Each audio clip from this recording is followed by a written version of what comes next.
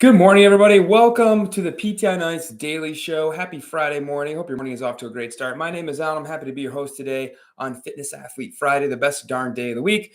I currently have the pleasure of serving as the Chief Operating Officer here at ICE and a lead faculty member in our Fitness Athlete division. Fitness Athlete Friday, we talk everything related to that patient or athlete in your life, or maybe you personally, who is recreationally active in the gym, CrossFit, Olympic weightlifting, powerlifting, out on the road, running, trail running, triathlete, marathoner, anybody that's recreationally active. We talk about topics related to that person here on Fridays.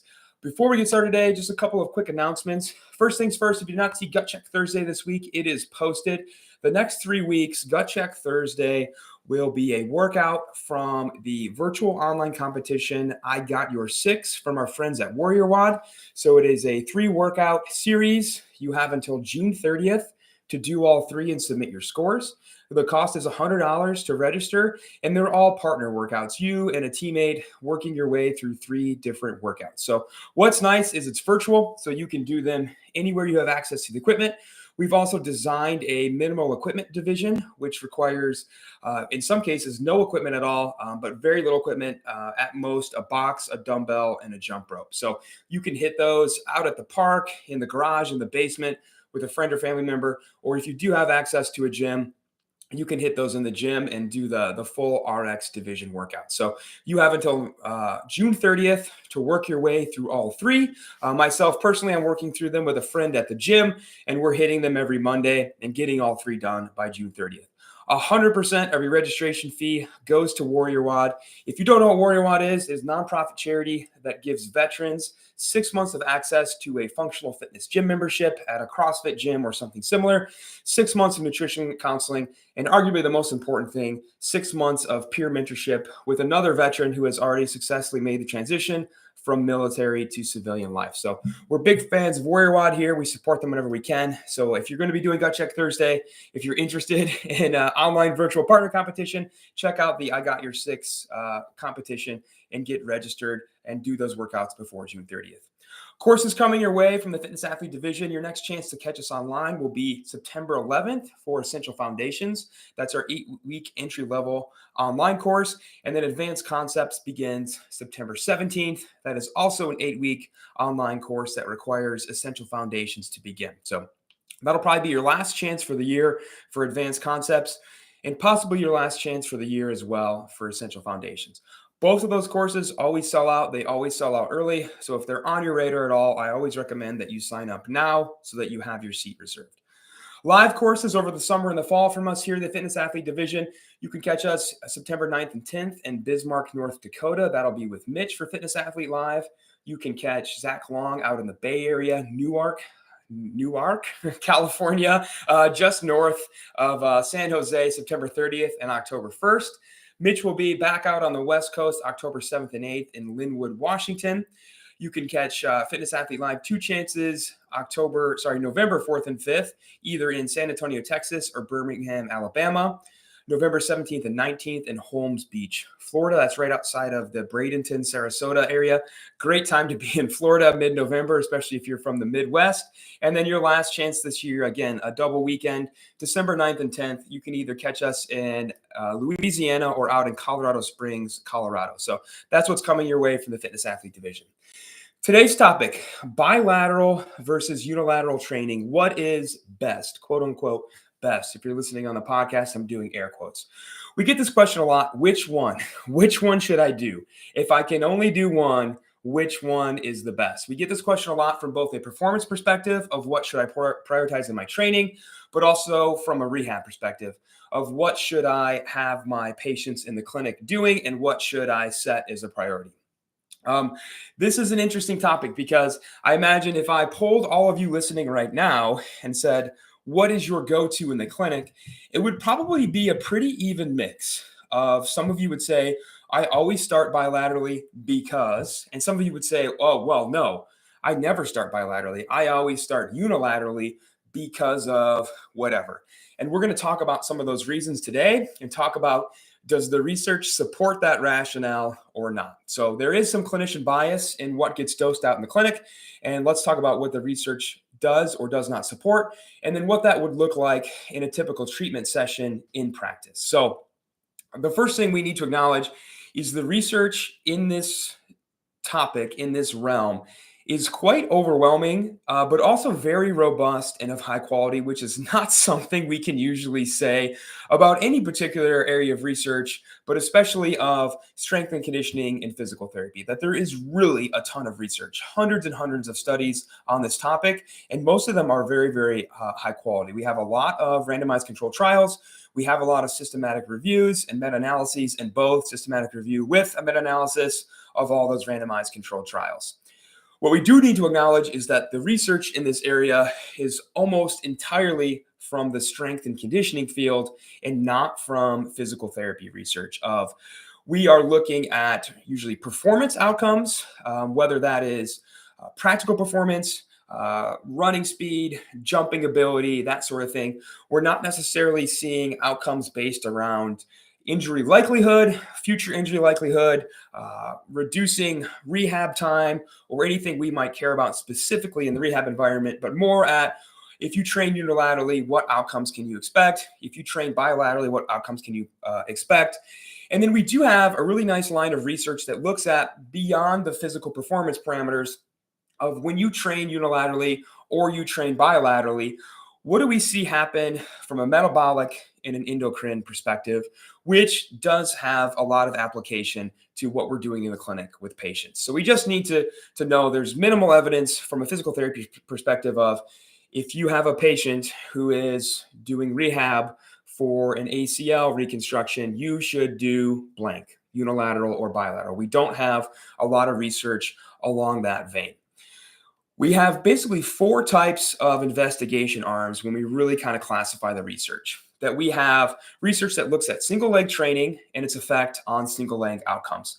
Typically, these studies, or at least these arms inside of a study, are looking at something like a split squat, a lunge, or a single leg extension and their effects on single leg strength, single leg jumping, cutting, and maybe balance. We have studies or arms within a study that look at the inverse, bilateral training and its effect on bilateral outcomes.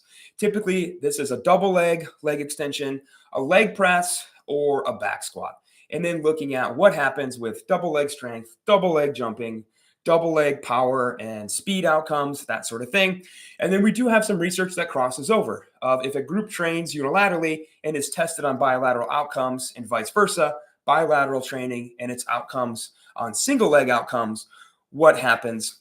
And then again, we do have some nice research on what happens with both groups, bilateral, unilateral. What do we see happen with things like blood lactate levels and growth hormone levels? So let's break down some of that research. So I just want to share 4 papers with you.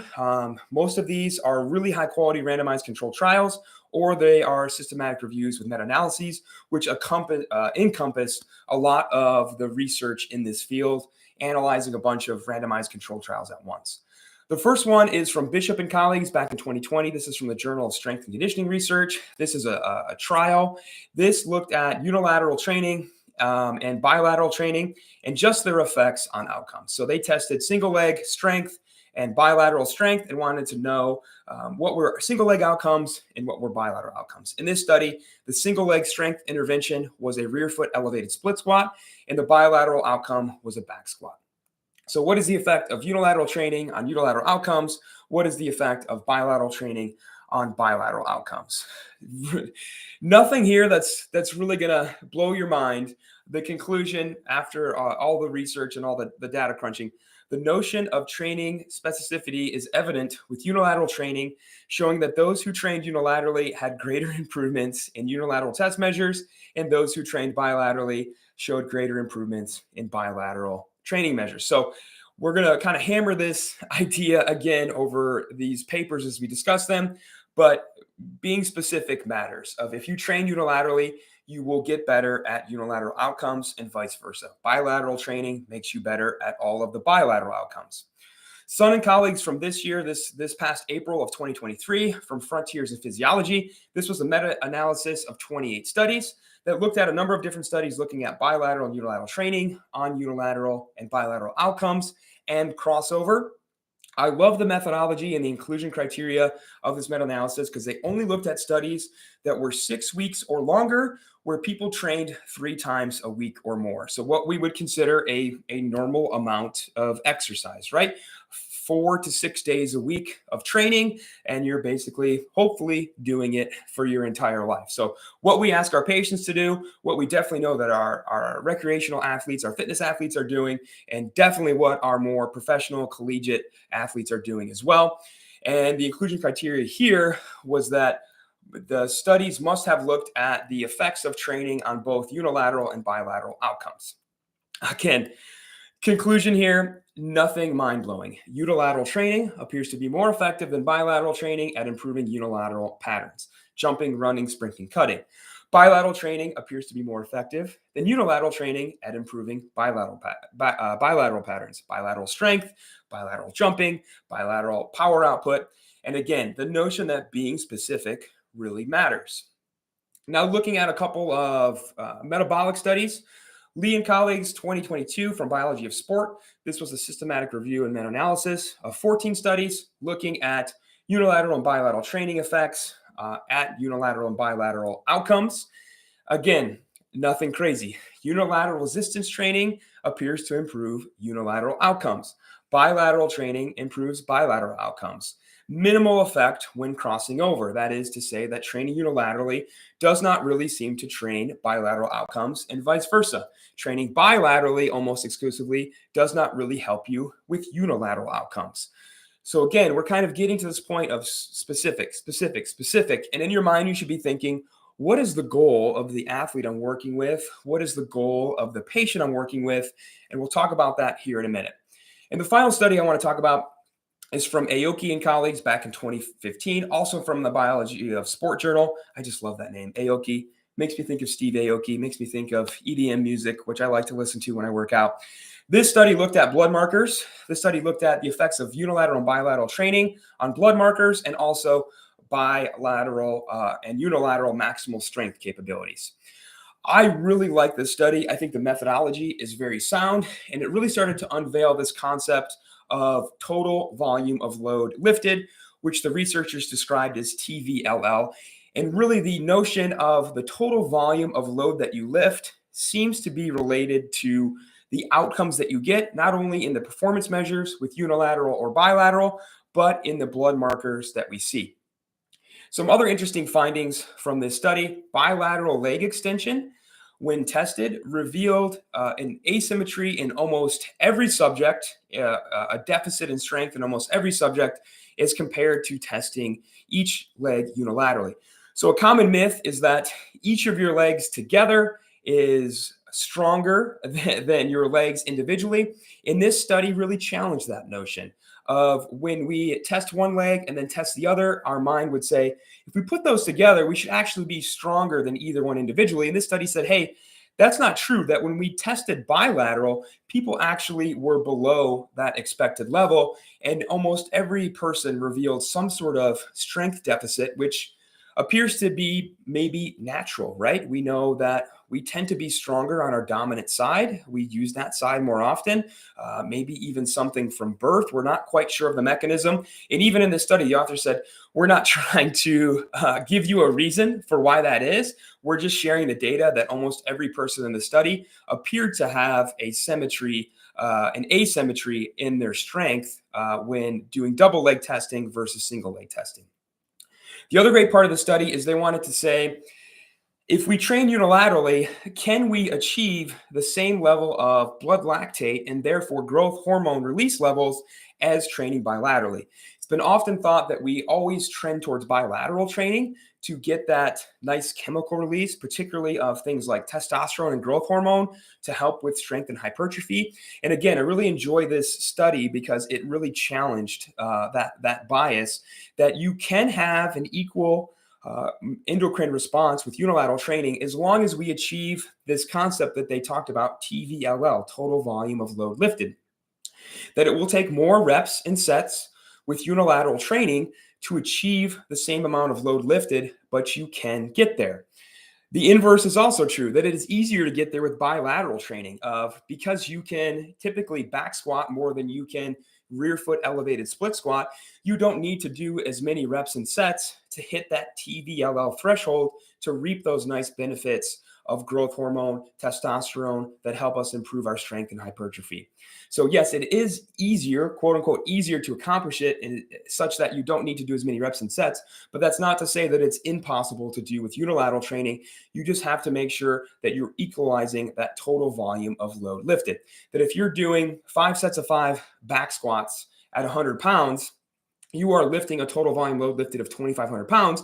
And as long as you can get to that same total volume of load lifted with unilateral training, lunges, back rack, front rack lunges, whatever, walking lunges, rear foot elevated split squats, of course, upper body unilateral training as well, that you can still achieve those same results. You just have to be mindful that you'll probably have to do more reps and sets, knowing that most people cannot do double or more the same weight of unilateral training or bilateral training in their unilateral training. So that brings us to our third point, talking about how robust the research is, what the research says specifically, and now actually applying that research in the gym and the clinic. And this is always the question I have for people who ask, what's better? Tell me quickly, give me a 30-second summary. What's better? What's better? What's better? I got a patient walking in at 9 a.m. What's better? Who is the person in front of you? Because that's really going to determine where you take their training. What the research would tell us is that somebody that spends more time in unilateral activities should bias their resistance training towards unilateral strengthening, but not to neglect bilateral training as well, because we can still achieve those nice metabolic and endocrine effects, often with less reps and sets, which makes it more time efficient. So those folks should prioritize unilateral training, but not neglect bilateral training either. So think of runners, right? A lot of time on single limbs. Think of field sports like soccer, a lot of single leg, running, sprinting, cutting, kicking, that sort of thing. We might think of basketball players as both a unilateral and bilateral athlete, but think again of running, cutting, sometimes single leg jumping. Those are athletes who should maybe prioritize unilateral training and sprinkle in a little bit of bilateral training as well. The inverse is also true. Folks who spend a lot of time with bilateral activities should bias their training towards bilateral strengthening, but also not neglect unilateral training for the benefit it has in helping us clear up some of those strength asymmetries. So think of your traditional fitness athletes, your CrossFitters, your powerlifters, your Olympic weightlifters. A lot more bias towards bilateral training, but you'll often find in a well-rounded program for any of those athletes that they have a lot of unilateral accessory work. I'm thinking of the gym this week. We had a lot of unilateral accessory work at the end of class every day. Some single arm bottoms up kettlebell press, some single leg lunges and split squats and that sort of thing. So making sure that even if we are primarily a bilateral athlete, that we don't neglect training unilateral as well, because we know that helps us clear up some strength asymmetry deficits that's going to ultimately improve our bilateral outcomes as well. Our back squat, our deadlift, our clean, our snatch, that sort of thing. And then finally, anybody that's just recreationally active in this third group, somebody that's not trying to get back to sport after rehab or any specific activity, somebody who just goes to the gym, whether that's bodybuilding, powerlifting, CrossFit, whatever, they should probably do both as much as the programming would allow. So again, that's pretty typical of at least a well-run CrossFit class or a well-designed powerlifting or Olympic weightlifting program that, yes, you might come in and start with cleans and snatches and then do pressing or squatting or something, but you're always going to have some accessory work, some core work, some unilateral work to round out the day, just so that the programming is as well-rounded as it can be, even if it may seem biased at the front end towards bilateral training. And then my fourth point, what does this actually look like in practice of taking this research, understanding it, applying it? What does that look like in the scope of a physical therapy session? Well, ask yourself, hopefully you're asking this on the eval, what is this person's sport or activity that they're trying to get back to? If it seems to be that they're primarily getting back towards unilateral activity, you should begin unilateral activity as soon as possible and prioritize that in the majority of your sessions. So for me, when I have an athlete who's getting back to unilateral training, my go-to is to test a submax rear foot elevated split squat. I'm both using that as an asterisk sign to compare for any sort of asymmetry. This is obviously going to be very apparent in somebody post-surgery or who maybe has been dealing with a chronic injury where they have not been training. That deconditioning factor is going to be in effect. I'm going to test that. I want to compare left leg to right leg, look for an asymmetry, and then our goal is to try to bring those two as close together as we can, knowing that it's probably going to be impossible to achieve 100% symmetry, but we're going to do our best. So what does that look like in the scope of an hour? Patient's going to come in, we're going to reassess for 10 to 15 minutes. We're going to warm up for maybe 10 to 15 minutes. That might look like manual therapy. That might look like an active warm up in the gym. And then I'm going to prioritize the unilateral movement while that patient is still, quote unquote, fresh, while they still have a very small amount of fatigue on board. So that might look like the first session or the second session, testing that rear foot elevated split squat. Later on, it might look just programming that out, lunges, step ups, whatever. So a good example is, hey, every 2 minutes for 5 sets, we're going to do 5 rear foot elevated split squats on each side at 60% of whatever your predicted 1 rep max is that we found from testing your submax split squat previously. And then we're going to sprinkle in maybe some core work and some unilateral bilateral work is kind of maybe an accessory piece, an accessory cardio piece, conditioning piece. So maybe we have that patient do a 15-minute remom. Minute 1, I want you to do 12 goblet squats. Minute 2, I want you to do a 10-calorie row. And then maybe minute 3, a recovery pace of just alternating low box step-ups.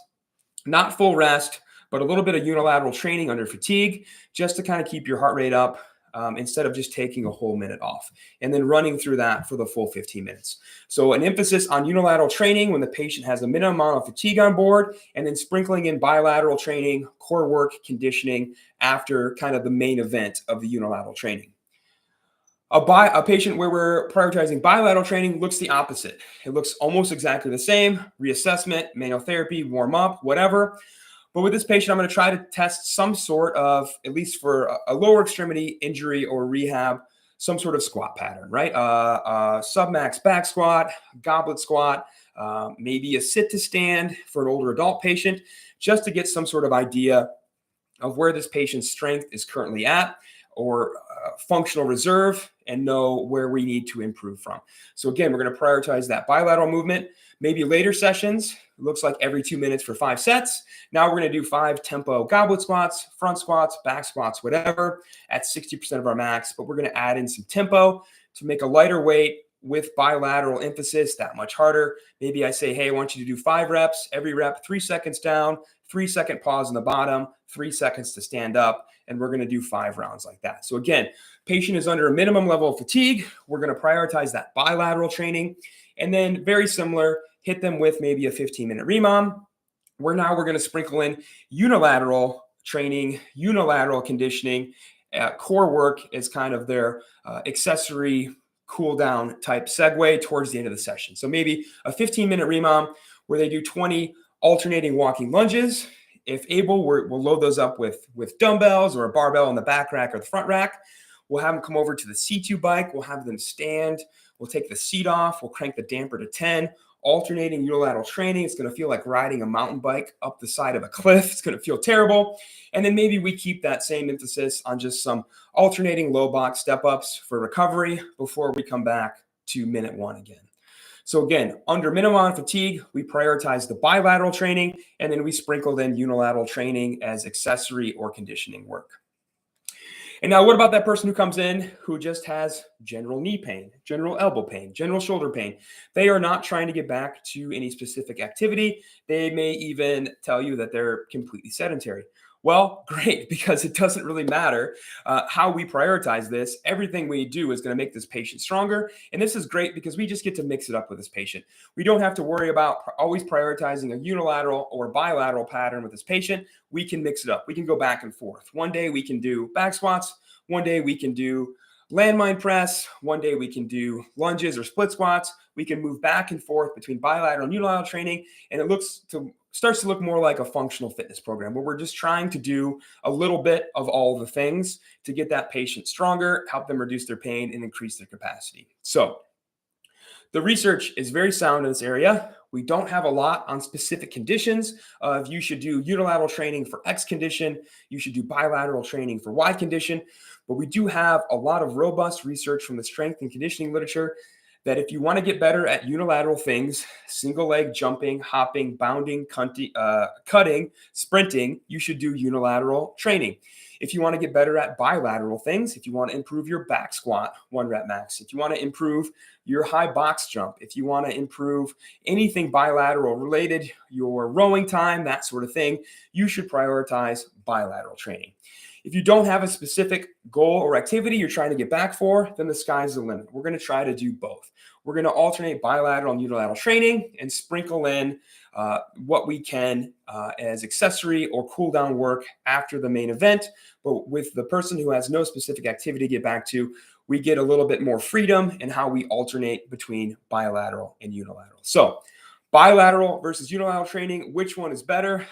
We all hate this answer, but living in the gray is where we need to learn to live. It depends. It's an and not or answer. It depends on that person in front of you and the activities that they're trying to get back to, of what you're going to prioritize, but not to neglect the other part.